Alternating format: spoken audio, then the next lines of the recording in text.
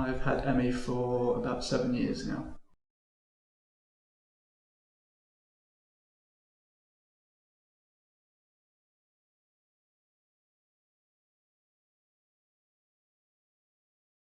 I've found over time that pacing was very helpful, that really managing the activities that I'm doing and spacing out points in my day where I can relax and not be constantly trying to do things.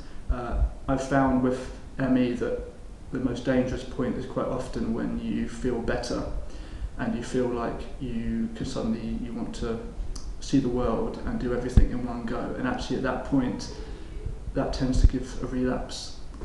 So I find pacing really helpful. During the week I do several things. Luckily I'm in full-time work, and at work I will take regular short breaks, even if it means just stepping out of the office for a couple of minutes, or finding a quiet spot in the building where I can just have 2 or 3 minutes, and doing some breathing exercises really helps. I try to, when I get home from work or after work, I try to do 30-40 minutes time when I stop, which might be some kind of yoga at home, or just going in the summer, going somewhere outside that's relaxing. Those are the main things that I've done, and which means then that at the weekends I've not overexerted myself, and so at the weekends I can maybe go for a walk for a couple of hours in a day, and actually when I come home from that I'm not completely exhausted. So it means that my energy levels have stayed the same throughout the week, and I don't tend to relapse as badly with the condition.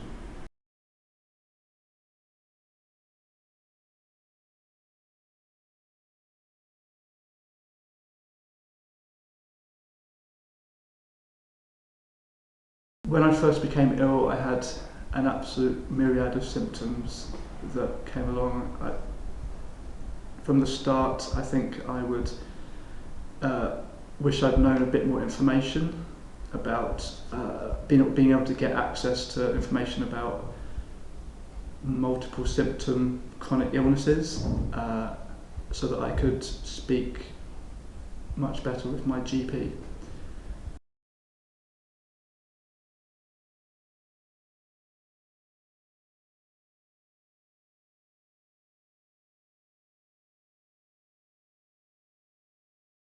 When you're first diagnosed, it's a lot to take on board, from the symptoms that impact on everything that you do in your life, and that is, and also the fact that there is no cure.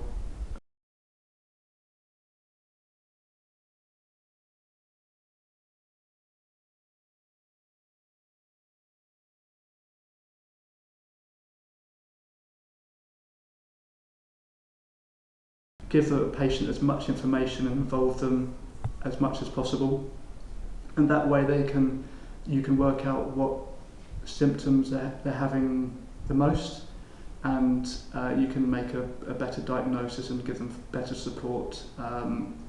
If you do give them a diagnosis of ME, then look into a local ME support clinic like I had in Edinburgh. And they made a massive difference to me. But before any of that started, it was my fantastic GP who made all of the difference for me and helped turn my life around.